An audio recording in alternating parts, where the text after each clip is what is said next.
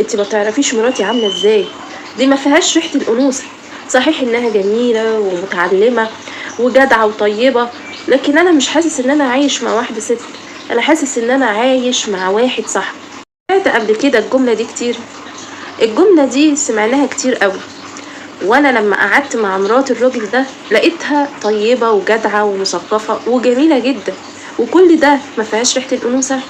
وسهلا بيكم، معاكم الدكتوره هند عزت. عنوان الحلقة الأنوثة الحقيقية، الأنوثة اللي بيدور عليها أي راجل. ازاي تكوني أنثى في عين أي راجل، ازاي تتعاملي برقة ويشوفك واحدة ست أنثى حتى لو ما كنتيش جميلة. ده هتستغربي جدا أول ما تسمعيه، لما تلاقي إن الست اللي قعدت دي صحيح إنها جميلة ومثقفة وجدعة وطيبة، لكن مش ده معناها الأنوثة بالنسبة للراجل. اوعي تفتكري الأنوثة إن انتي تقفي بالساعات قدام المراية أو تضربي شعرك ألوان أو تروحي الكوافير. ممكن تعملي كل الحاجات دي وما يبقاش عندك ريحة الأنوثة. بس نعرف أسباب إن الست تبقى عندها أنوثة وست تانية ما عندهاش أنوثة. هنا في التربية اللي في المجتمع الشرقي اللي بتدفن أنوثة الست من وهي طفلة صغيرة. المجتمع اللي بيحسس ان الست والبنت ان هي عار وان كل تصرفاتها تحت الميكروسكوب. لاقي الام والاب اللي بيعاقبوا بنتهم اشد انواع العقاب وهي طفله صغيره على ان هي بتعمل حاجات تخص انوثتها. لو بتزين شويه وحطت ميك اب او لبست فستان مبين حته من جسمها، الام والاب معتمدين على ان البنت هي اللي المفروض تخدم الولد، والولد قاعد وهو حاطط رجل على رجل، والبنت المفروض تقوم بكل حاجه، المفروض تيجي على نفسها. وللذكر مثل حظ الانثيين لما يجوا يوزعوا اي حاجه. ده لما نلاقي واحده خلفت ولد وواحده خلفت بنت، اللي خلفت البنت هتبقى حاسه بمشاعر الذنب جواها جامده، حاسه حتى لو في عقلها الباطن جواها ومش ممكن تنكر ده، ان اللي خلفت ولد احسن منها وانها محتاجه كمان فرصه علشان تجيب الذكر. ده يدفن انوثه الست، ولما تكبر هتبقى حاسه لسه مشاعر الذنب جواها وكل تصرفاتها تحت الميكروسكوب. هتضطر ان هي تتنازل وتضحي عشان الاخرين وتنسى نفسها وتهتم بنفسها اخر حاجه في القايمه. اما الاهتمام بنفسها غلط، مجرد ان شويه بودره بحطها على وشي واغير لون شعري كده انا ابقى انثى وابقى انا كده في عين الراجل تمام. احنا محتاجين نتبرمج من جديد، احنا محتاجين ان احنا نعيد نفسنا بنائها من جديد بعد التشوهات اللي حصلت لنا من واحنا اطفال. يعني ايه انثى؟ انثى يعني هدوء، يعني سكينة، يعني سلام، يعني دفء، يعني حب للذات، يعني شعور بالاستحقاق. ما اقول ولادي اهم وبيتي اهم وانا مش مهم، يبقى كده مش انوثة. ماشي صوت تعب جسمي واحاول اقاوح اكتر واشتغل اكتر، كل ده عشان خاطر عيون ولادي وجوزي وبيتي، عشان يبقوا مبسوطين، عشان اللي حواليا يبقوا مبسوطين وابقى الزوجة الناجحة الشاطرة المثالية. كل ده مش انوثة للاسف. مبقاش ليا وقت ولا ليا هوايات، اما ابقى ناسيه نفسي في الدنيا كده وعايشه لمجرد ان اسعد اشخاص تانية. اكون عايشه دور المنقذ، كل حاجه على دماغي، كل المسؤوليات كلها على راسي، وانا عايزه كده، وانا اللي خليت اللي حواليا يرموا كل المسؤوليه عليا عشان انا عايش دور المنقذ، وعايزه احس ان انا بنقذ كل اللي حواليا وكل اللي حواليا محتاجين لي. اللي رسمت الدور ده، وده للاسف مش انوثه. للأسف لما الراجل يشوفك عايشة في دور غير الأنوثة هيحط عليكي كل المسؤوليات اللي تخصه. عليكي بقى تودي العيال وتجيبي العيال، عليكي تسمعيهم، عليكي تذاكري لهم، عليكي كل حاجة، لأنه ما شافش فيكي الأنوثة. عشان تعيشي الأنوثة لازم يكون من جواكي.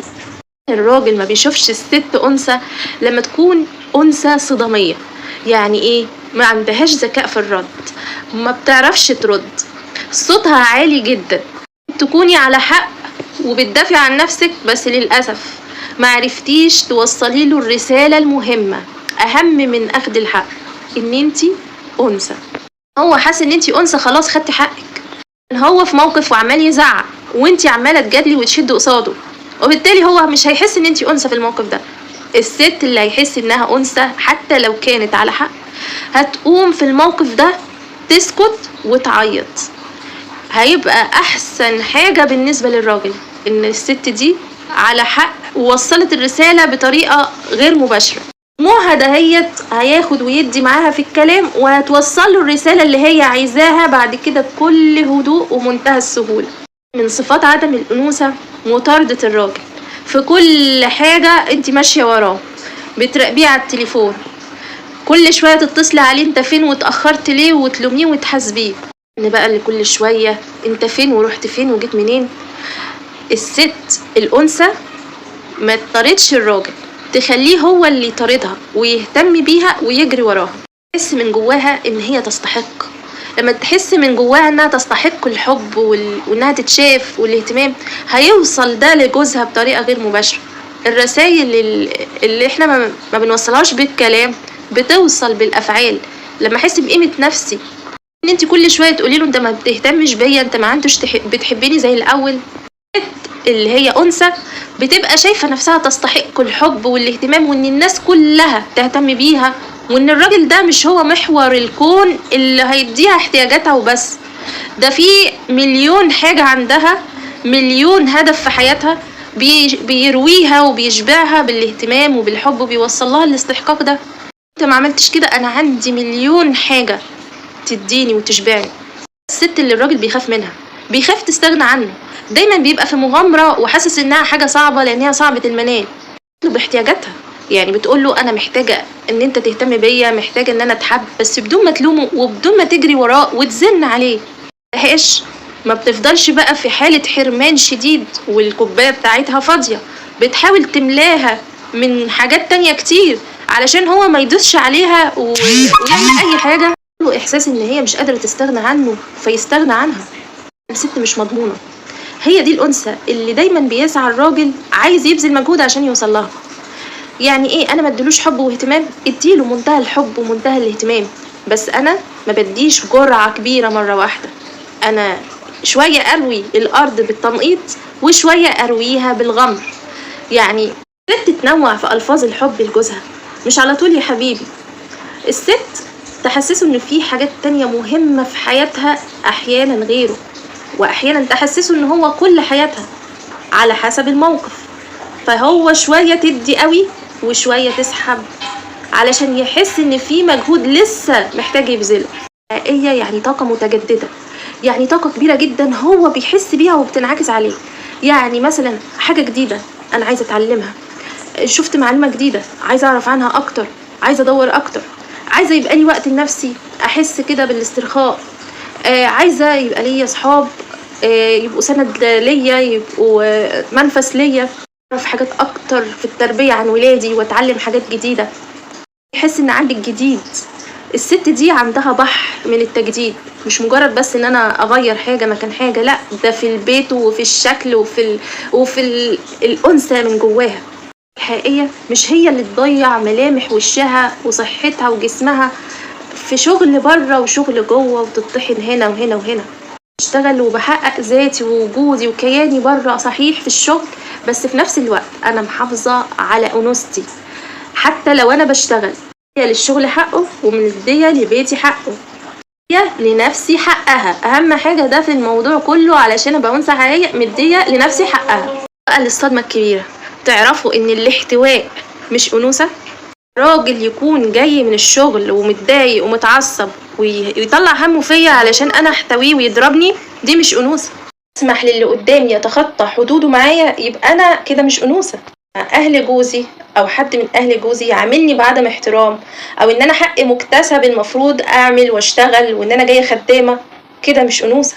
دي مش انوثة. هتلاقي اللي قدامك بقى بيحطك في دور الراجل اللي المفروض تشيلي البيت على دماغك وتشيلي كل حاجة على دماغك. ده عشان انا من الاول ما حطيتش حدود وعرفت كل واحد المفروض انا دوري ايه وهو دوره ايه. انا انثى استحق ومحدش يمسني حتى بكلمة. ان هو اللي بيرسم حياته وبيخططها وبيخلي اللي قدامه ويجبر اللي قدامه ان يتعامل بالطريقة اللي هو عايزها. اللي مش انثى في عين الراجل لما توقف قيمتها على ردود فعله، يغضب ويزعل حياتها تنهار، لما يكون مبسوط وفرحان تبقى مالكة الدنيا كلها، لما يقول لها كلمة حلوة تبقى طايرة من الفرح وتحس بقيمتها. لكن الست اللي فيها أنوثة مش متوقفة على كلمة تاخدها من راجل، نقد جارح عادي. أنا حاسة بأنوثتي وحاسة بقيمتي، انا انثى ليا قيمه عاليه جدا، حتى لو انت انتقدتني نقد جارح ده يرجع لمشكله عندك انت، مش مشكله عندي. هي كمان هي اللي تعرف تدير فن الخلاف، ازاي تخلي الخلاف في صالحها. جوزها مختلف معاها في حاجه ما تقولش لا او ترفض، لكن هتعبر عن رايها، بس تقول له في الاول حاضر يا حبيبي، انت لو طولت الدنيا دي كلها خليها بين ايديك، ده انت سندي وظهري، ده انت سيد الرجاله. بس دي بعدها بقى تعبر عن رأيها والحاجة اللي مش عايزاها بدون ما حد يفرض عليها حاجة. عرفت تستعمل أسلوبها صح وتعرف تدير الحوار والخلاف وتخليه في صفها. تسخن جوزها عليها، تعرف تلقط بسرعة هو ليه جوزي متغير، هو مين اللي سخنه وسخنه في ايه، وتعرف بقى تحط ايديها على موضع الجرح وتعالجه. أنثى صدامية وتخش في صدام معاه عشان حد قال له حاجة، تسحبه ليها وتكسبه بالكلام، الكلام بيلين الحجر. تعرف تكون أنثى معاه وتتكلم معاه بطريقة فيها رقة ولين، وبعد كده تعترض وتعبر عن رأيها وتخليه هو في صفها. الشخص اللي هو قال له الكلام ده تعرف تقنعه. حقيقية لا بتتعاطف ولا بتضحي ولا بتصبر مع الأشخاص السامين، ومش مع أي حد. ونوسة مش معناها إن أنا أبقى على طول مضحية وأبقى على طول صبر وأبقى على طول أنزل عن حقوقي علشان خاطر قال ايه هو شخص سام ودي علاقة سامة. لا، انا اصبر مع اللي يستحق، اضحي مع اللي يستحق. انا في علاقة سامة ومش في علاقة غير صحية، اعمل ستوب، يا اما ابعد او يا اما عايشة مع الشخص في نفس المكان لسبب ما، بس عاملة من جوايا ستوب، لا بتنازل ولا بضحي ولا بتعاطف ولا بصبر على شخص بيأذيني نفسيا. الفيديو اعملوا شير ولايك وما تنسوش اللايك والشير والاشتراك في القناة.